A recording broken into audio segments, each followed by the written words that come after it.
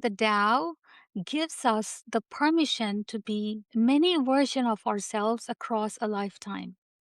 Sometimes I look at my old photographs and I laugh. I barely recognize her. Different face, different energy, different beliefs, and yet every single of those versions were true at the time. That to me is one of the greatest gifts Taoism gave me, Inga. The permission to evolve without shame. I can say this openly now. There was a time when I deeply believed in tarot and crystals, and I worked with subtle energies, and I participated in plant medicine ceremony. I did ayahuasca once.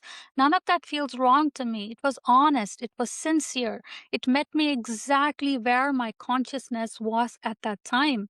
But something shifted, right? At a certain point on that path, the Tao doesn't shout, it doesn't criticize, it doesn't invalidate your past. It simply says, now it's your turn, not in judgment, not in superiority, not in responsibility. There's a reminder in Taoist thought that cuts straight through spiritual bypassing. When awareness matures, we stop outsourcing our power. At higher levels of consciousness, the tools doesn't stop working. We just no longer need to lean on them. Not because the universe stopped speaking, right? But because we started listening directly. Instead of asking signs, we tell us what to do. We become the clarity.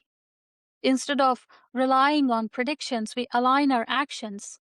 And this is where love becomes grounded. Love isn't waiting for fate to decide. Love isn't hoping the universe make it easy. Love is choosing presence, choosing honesty, choosing aligned action, even when nothing guarantees the outcome.